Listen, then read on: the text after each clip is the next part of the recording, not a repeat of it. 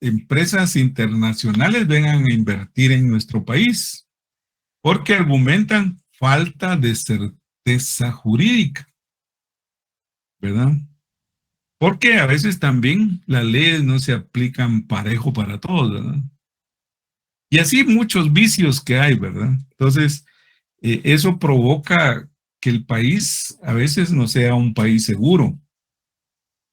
Y a veces también se habla del riesgo país, ¿verdad? Entonces, son principios del derecho, ¿verdad? De lo jurídico que deben existir para que tenga, pues, que haya una certeza jurídica. La lesión, o sea, el vicio de lesión consiste en el daño que en un acto a título oneroso se deriva de la falta de equivalencia entre lo que se da y lo que se recibe, ¿verdad? O sea, si no, hay estafa, ¿verdad? O sea, si yo, por ejemplo, pasa mucho cuando son ventas por teléfono, ¿verdad? Ustedes, o ventas por catálogo. Y de eso se tiene que cuidar mucho del llame ya, ¿verdad? Llame ya. Entonces, porque lo que pasa es que uno viene y compra algo, compra un bien, pero y lo paga, ¿verdad? Se lo descuentan de su tarjeta. Y cuando uno lo recibe, resulta que no es lo que quería, ¿verdad? Ya se miraba bonita en la foto y todo, pero ya cuando uno lo recibe, es algo de mala calidad, que no cumple con los estándares que uno esperaba. Entonces es un vicio de lesión, ¿verdad? Es el daño que un acto o a título oneroso se deriva de la falta de equivalencia entre lo que se da y lo que se recibe, ¿verdad? Porque uno paga por algo que no es lo que esperaba. Hay que tener mucho cuidado con eso, pero también eso es un vicio de lesión y está contemplado dentro de la ley, dentro de los aspectos jurídicos. La sanción. La sanción es la consecuencia o efecto de una conducta que constituye una infracción de una norma jurídica, ley o reglamento, ¿verdad? Dependiendo del tipo de norma incumplida o violada. Puede haber sanciones penales o penas, sanciones civiles y sanciones administrativas. Por ejemplo, cuando nosotros, por ejemplo, la ley del impuesto sobre la renta que nos alcanza a todos, ¿verdad? O sea, nosotros que estamos en relación de dependencia, por ejemplo, tenemos obligación de pagar impuestos sobre la renta, sobre lo que percibimos salarialmente, ¿verdad? Y tenemos que presentar una declaración a final de año, ¿verdad? En marzo creo que es más o menos la fecha. Pero las empresas donde nosotros trabajamos también tienen la obligación de hacernos los cálculos e irnos descontando mes a mes esa parte proporcional, ¿verdad? Para que al final del año, pues nosotros cumplamos con el monto al que estamos sujetos a pagar de impuestos sobre la renta, ¿verdad? Entonces, si uno no lo paga, ya sabe que va a tener una sanción. Ya va a haber. Vicky, yo tengo una duda sobre eso. Dígame. O sea, en mi etapa de diversificado me comentaban, o sea, entendí que el impuesto sobre la renta se calculaba después de ganar de 5,000 quetzales en adelante. No sé Más si o sabía el menos. jurídico eso. Es que lo que pasa que, mire, todos estamos sujetos a pagar impuestos sobre la renta. Lo que pasa que la ley le permite a uno ciertos deducibles, como por ejemplo, para comenzar, 48,000 quetzales como gastos de manutención, ¿verdad? Entonces, y también que, por ejemplo, el bono 14 del aguinaldo no está sujeto a esto, ¿verdad? Entonces, hay deducibles. Entonces, por eso es que dicen que más allá de 5,000, por ejemplo, porque usted gana 5,000 en el año, va a ganar 60,000, menos 48,000 deducibles, por ejemplo. ¿Cuánto queda? Quedan 12,000, ¿verdad? Entonces, esos 12,000 estarían sujetos a retención, solo la diferencia. Y así para arriba, ¿verdad? Si usted gana mucho más, pues más va a estar sujeto a retención. Entonces, es un más o menos, ¿verdad? Pero hay que hacer el cálculo en una declaración jurada que uno presenta ante la empresa al inicio del año. Al inicio del año declara cuánto percibe, ¿verdad? Entonces, en base a lo que percibe, más el bono 14, más el aguinaldo, llega a establecerse un monto. Y después a eso se le restan los deducibles. Y para comenzar, los 48,000 quetzales que ya establecen como gastos propios, ¿verdad? De manutención, vestuario, etcétera, ¿verdad? Y otros deducibles ahí que le permite la ley. Y al final se establece un monto, una renta neta, ¿verdad? A eso se le llama renta neta. La renta bruta es lo que usted percibe. Ingresos más aguinaldo, bono 14 y otros. Ese le da una renta bruta. Entonces, después menos los deducibles, ¿verdad? Los 48,000 menos otros gastos ahí que la ley le permite. Entonces, establece una renta neta. Entonces, sobre esa renta neta, usted va a la tablita a ver qué porcentaje le aplica, porque también es un porcentaje ascendente, ¿verdad? Entonces, ahí, a como le toque, ¿verdad? Entonces, en la empresa tienen la obligación de retenerle mensualmente una 12ª parte, ¿verdad? Para que usted no sienta el golpe, ¿verdad? Entonces, es una 12ª parte le va reteniendo en su empresa. Y entonces, al final del año, pues, le dice, mire, todavía le faltó, porque como a veces en el año uno recibe aumentos y etcétera, entonces en la empresa tienen la obligación de irle ajustando eso, ¿verdad? Pero si no se lo ajustan, entonces al final del año usted vuelve a hacer una declaración jurada, cuánto percibió y cuánto era su deducible, cuánto era su renta neta y sobre eso vuelven a hacer el cálculo. Entonces ven cuál era el monto que le toca que pagar menos lo que le retuvieron, entonces paga la diferencia. Entonces, pero si usted, en esos casos, pues si uno no cumple con la norma, tiene una sanción, ¿verdad? Entonces, la sanción es la consecuencia o efecto de una conducta, ¿verdad? Que constituye una infracción, ¿verdad? Y el Estado utiliza la coacción, porque el brazo de la, digamos, es muy extensa y lo alcanza hasta donde usted esté. Por ejemplo, si uno no paga sus impuestos a tiempo, la ley le obliga y usa la coercibilidad, ¿verdad? Primero le solicita que se ponga al día y le recarga multas y moras. Si usted no se pone al día, entonces lo traslada a un tribunal de cuentas para que por la fuerza y la coerción le obliguen a pagar, ¿verdad? Entonces eso es la coacción. O sea, la coacción es utilizada por el Estado como herramienta principal de cara a establecer su poder normativo. Así, el único capaz de utilizar la violencia legítima es el poder público, el cual hará uso de la coacción para imponer un determinado cumplimiento legal, pero sobre todo la utilizará para fundamentar la prevención general basada en la amenaza del uso de la fuerza o la coerción. El fraude es algo, pues, es un tema ahí también, que dice que se produce, por ejemplo, cuando un deudor enajena sus bienes insolventándose a fin de eliminarlos de la posibilidad de la ejecución de los acreedores. Ya todos estos términos son difíciles de comprender, pero ahí tenemos un ejemplo. El alzamiento de bienes es un delito socioeconómico que consiste en que el deudor sustrae todo o parte de su patrimonio para que sus acreedores encuentren dificultades para cobrar. Desde la reforma del Código Penal de 2015 pasaron a denominarse delitos de frustración de la ejecución. Les voy a hablar de esto, les voy a poner un ejemplo en palabras más fáciles de entender. Por ejemplo, yo tengo una empresa y normalmente los empresarios tienen proveedores o acreedores, que son dos figuras diferentes. Entonces, estoy endeudado hasta la coronilla, así como dicen, ya que todo lo que tengo no me pertenece. Y ustedes de repente han de conocer personas que viven en un residencial, tienen bonita casa, andan con una gran camionetona del año, que la usan para ir al supermercado y que todos miren que tiene camionetona, ¿no? Y todo lo deben. Deben la casa, deben la camioneta, porque la casa la sacaron a 20, 30 años plazo. La camioneta la sacaron por lo menos a 8 años plazo, ¿verdad? Tienen a los hijos en buenos colegios, ¿verdad ustedes? Pero no tienen ni para pagar la inscripción. Y así, Hay muchas personas aquí en nuestro medio, hay mucha gente así. Entonces, ¿qué pasa? Cuando dijéramos, los acreedores son los que le dan dinero a uno. Y los proveedores son los que le dan bienes para que usted los venda, por ejemplo, o produzca, ¿verdad? Entonces, pero las dos figuras son figuras a las quienes usted les debe, ¿verdad? Pero resulta que todo lo que tiene lo debe.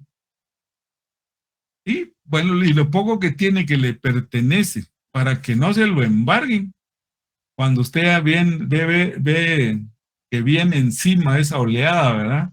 Que lo quieren demandar y quieren embargarle sus bienes, usted los vende. Entonces usted vende sus bienes. Y entonces los otros no tienen a qué caerle, ¿verdad? O sea, no tienen que embargarle. Y a eso pues se le llama, es alzamiento de bienes, ¿verdad? Que es un delito socioeconómico, que consiste en que el deudor sustrae todo o parte de su patrimonio para que sus acreedores no encuentren nada, ¿va? Y tengan dificultades para cobrar. Porque si usted no tiene nada, ¿sobre qué van a ir?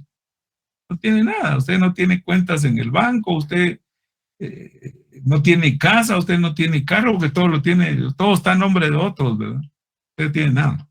Entonces los otros, pues no tienen más que conformarse que perdieron, ¿verdad? Entonces eso es fraude. Muy bien. La simulación es otra figura. Hay una simulación absoluta y una simulación relativa. Y ahorita les explico. La simulación absoluta es cuando el vendedor transfiere mediante escritura pública su propiedad a un tercero. Pero en el fondo no hay transferencia efectiva de la propiedad. El vendedor no tiene la más mínima voluntad o intención de vender la finca. Finca le llaman a un terreno grande o chiquito, así le llaman, finca. Pero es una simulación de transferencia de dominio, dijéramos, ¿verdad? O sea que ante el registro de la propiedad aparece otro como el dueño. Y usted no tiene nada, ¿verdad? Pero es un traspaso de bienes ahí por simulación absoluta. Usted sigue siendo el dueño, pero es otro el que aparece en los registros. Y aparte está la simulación relativa, que es cuando la casa se vende, pero se transfiere a título gratuito, o se vende por un precio diferente al plasmado en el contrato de compraventa. Entonces, hay un negocio verdadero, una transferencia de dominio y posesión, pero encierra algo distinto a lo señalado en el contrato formal. Y aquí tenemos un subrayado, dice que en la simulación absoluta no existe un negocio real, ni la voluntad de serlo. En tanto, en la relativa existe la intención real del negocio y de hecho el negocio jurídico existe, pero esconde parte de esa realidad o pretende una distinta o negocio distinto. Por ejemplo, cuando el padre vende la casa a su hijo, pero en realidad no es una venta, sino una donación, ¿verdad? Es más o menos como las herencias, ¿verdad? O sea, yo vengo y le vendo a mi hijo la casa, pero realmente se la doné, ¿verdad? Pero se la vendo por un precio simbólico o por el precio que aparece registrado de hace 50 años, ¿verdad? Y cuando yo compré el terreno, ¿verdad? Y después la casa y todo eso no está en el registro de la propiedad. Entonces, si yo lo compré por 10,000 quetzales y esa casa ahora vale 1,000,000, ¿verdad? Entonces yo vengo y se la vendo a él por 10,000 quetzales, ¿verdad? Cuando realmente se la estoy donando. Entonces, ahí estamos hablando de una simulación relativa. Por cuanto la intención verdadera del negocio es hacer el traspaso de la casa de padre a hijo, pero sin pago de por medio. Es más, los 10,000 quetzales ni me los va a dar, ¿verdad? Solo aparecen en la escritura que yo se la estoy vendiendo por 10,000 y él me va a pagar 10,000 y yo le doy la casa, pero realmente nunca me pagó nada, ¿verdad?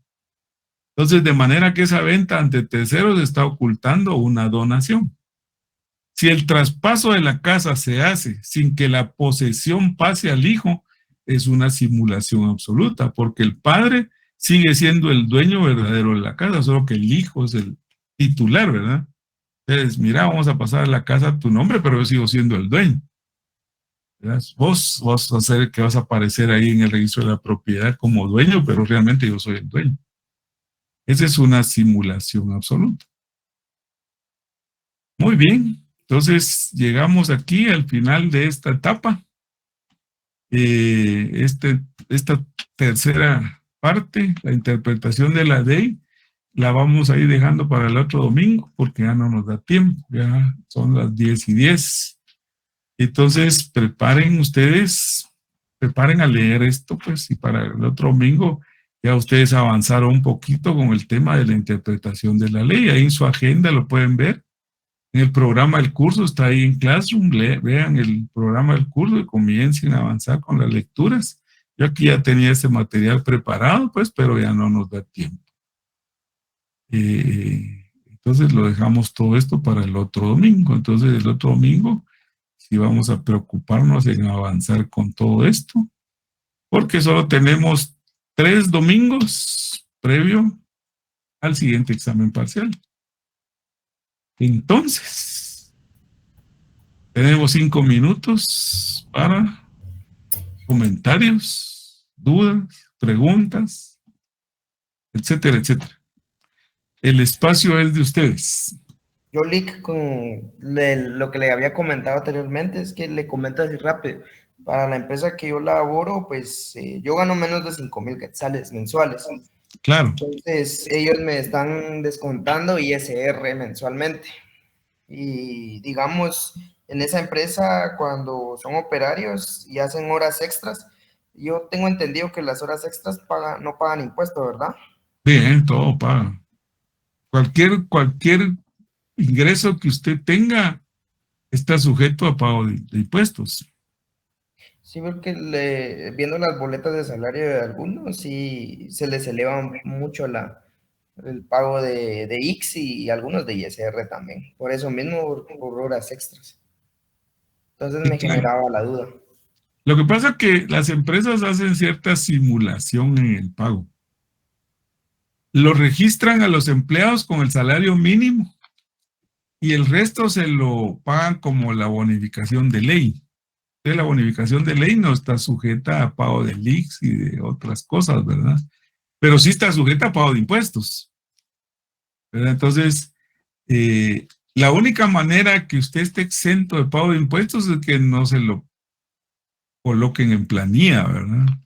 A que le hagan un pago sin que usted extienda ningún documento, ¿verdad? Pero a las empresas tampoco les conviene porque contablemente no lo pueden registrar, ¿verdad? Entonces, o le pagan en planilla o le pagan por factura, ¿verdad? Le hacen un contrato por honorarios, por servicios, y entonces usted se encarga de pagar sus impuestos por aparte. Ahora, si está en planilla, en la empresa le retienen el ISR, ¿verdad? Y de acuerdo a lo que le pagan. Pero esto hay una tabla, como ya le expliqué, o sea, de acuerdo a lo que usted gana, así es como va a pagar de impuestos. Pero usted tiene una renta bruta que goza de cierta deducibilidad ya establecida en ley. Entonces, la diferencia es la que está sujeta a la retención del impuesto sobre la renta, de acuerdo a lo que usted percibe, ¿verdad? Y así lo tienen que calcular. Gracias, Sí, Lick. Ya. muy bien, Wagner. Dígame, Leslie.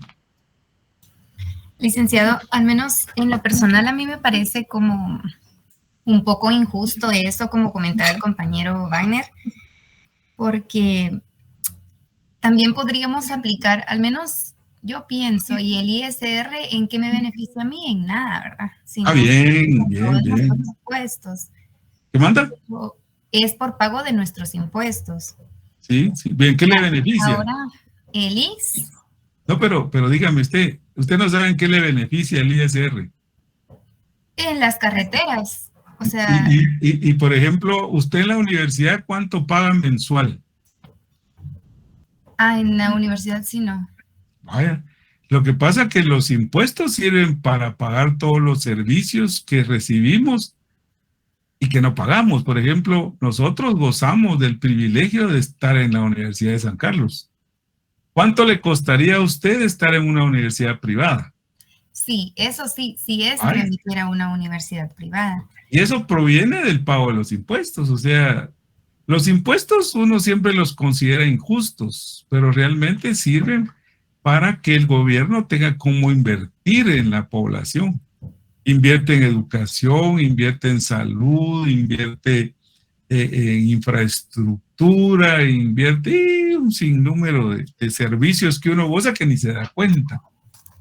Pero entonces, al final yo siento que también el gobierno, pues, como es más claro que el agua, ¿verdad? O sea, no invierte absolutamente todo lo que recibe, ¿verdad? Sino que se va desviando de cierta cantidad. Pero bueno, con el tema de IS, a veces de igual forma, yo también siento que al menos el IS a mí no me ha atendido bien.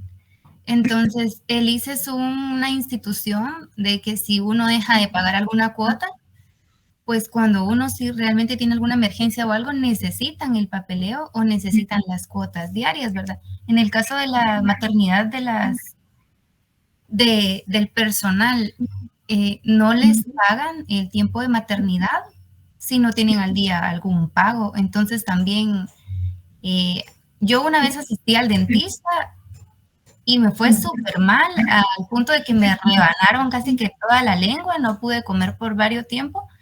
Y lo que me dijeron que yo había tenido la culpa porque metí la lengua. Pero si yo estaba completamente dormida de la boca, pues ni siquiera sentía, ¿verdad? Entonces sí han sido así varias cosas que también el compañero mencionaba. Yo siento que también con el tiempo extra o algún aumento también, a la ICE nos va también hasta de eso nos descuentan. Y posiblemente podría ser únicamente del salario base, pero no sé si estoy equivocada. Fíjese que, mire, uno hay muchas cosas que no entiende por qué se dan. Y voy a ir por partes. O sea, ya le expliqué el tema del impuesto sobre la renta. El IVA, por ejemplo, es otro que usted diría, también yo pago el IVA en todo lo que gasto y yo qué recibo a cambio, ¿verdad? O sea, uno siempre considera que los impuestos son injustos, pero realmente no son injustos. Porque lo que pasa es que el gobierno los percibe para mantener todo el sistema, ¿verdad?, funcionando. Por ejemplo, usted cuando se levanta, goza de muchos beneficios que ni sabe. Por ejemplo, si usted viviera como una ermitaña en una montaña, se levanta y para poder comer tiene que salir a cazar, para poder tomar agua tiene que ir a ver dónde la consigue, en un río, un pozo. En cambio, usted se levanta y enciende la luz y se baña con agua caliente y enciende la estufa y claro que todos los servicios uno los paga, pues. Y tiene comida en su refrigerador y hace un par de huevitos, ahí calienta frijolitos y sus tortillas y desayuna, o se los lleva y se los come en el camino o cuando llega a la empresa. Entonces, hay muchas cuestiones que existen, pero para que existan tiene que existir todo un sistema.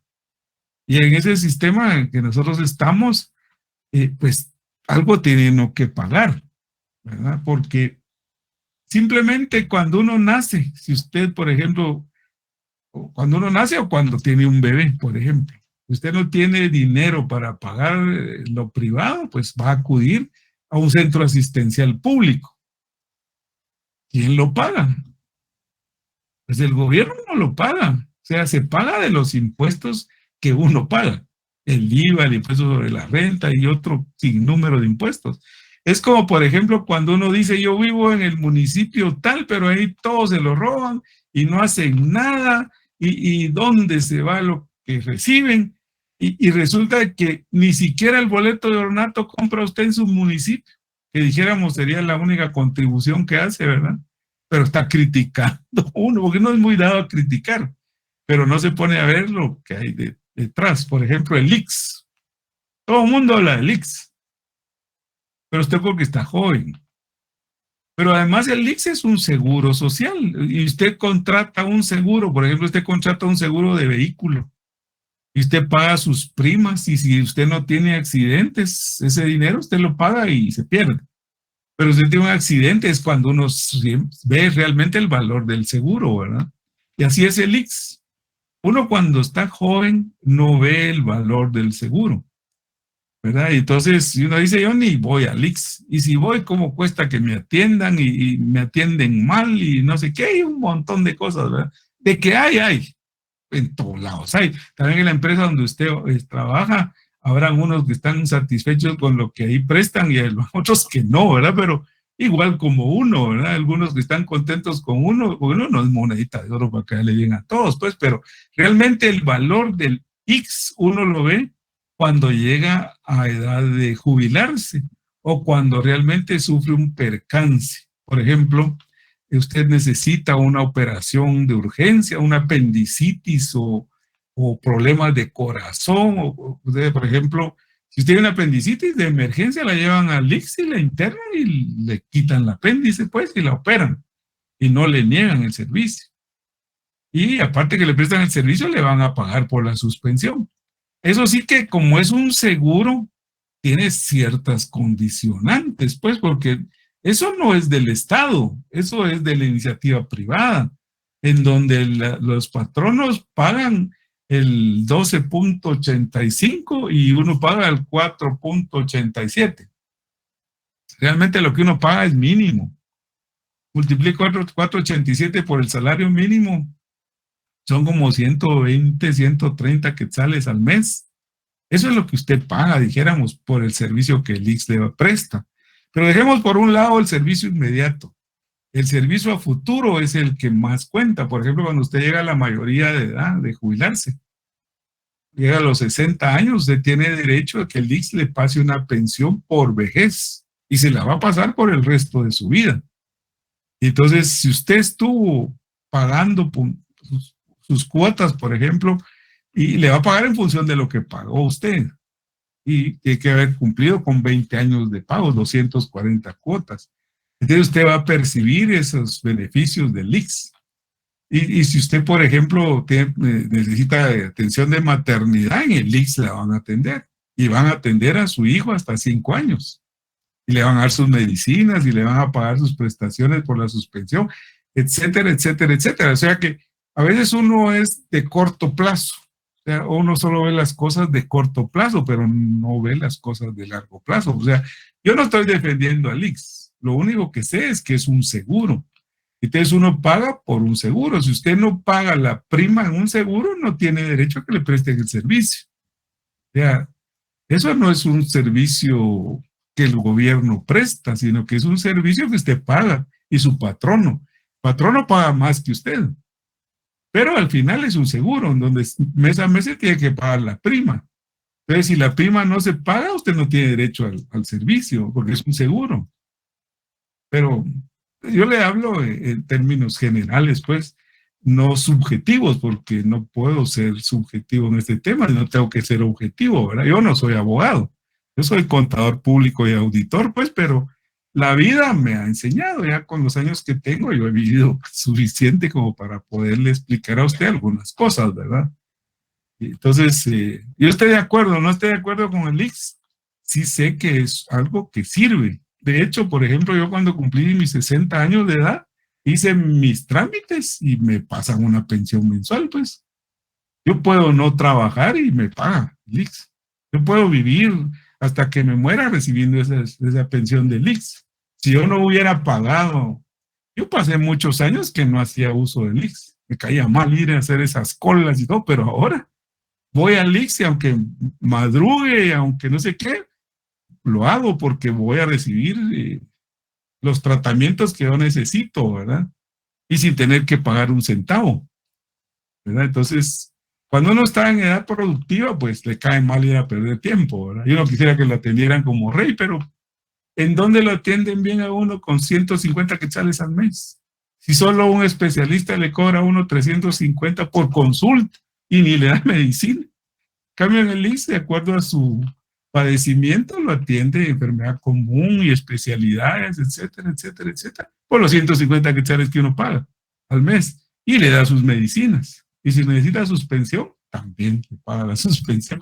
No estoy defendiendo al ICSS, pero realmente uno tiene que estar claro que es un seguro, ¿verdad? Que uno paga. Si uno no lo paga o la empresa no transfiere la plata, pues uno no tiene derecho al servicio, ¿verdad? Pero cada quien tiene derecho de emitir un juicio. Sí, gracias. Muy bien. Bueno, jóvenes, entonces ya son las 25. ya tenemos que pasarnos al otro salón. Les agradezco bastante. A usted, Lick, gracias. Cambié un poco la dinámica para que no se me aburran y que... No, la verdad los videos están entretenidos, Lick. Sí, ¿verdad? Sí. Muy buena la información. Y muy interesante lo que dijo lo de Lix. Ahora sí, todos más conscientes, porque la verdad, ¿quién no se queja de Lix? Sí, es cierto. Yo también en algún momento me he quejado, pero hay que conocer un poco más el fondo de las cosas. Lo más objetivo, dice usted. Así es, así es. Bueno, tengan feliz día. Que gocen el resto del fin de semana que queda y los espero el otro domingo y por favor lean. Gracias, licenciado. Feliz día. Feliz día. Feliz día. Feliz día, licenciado. Gracias, Lick. Feliz día. Feliz día. Feliz día, licenciado. Feliz día.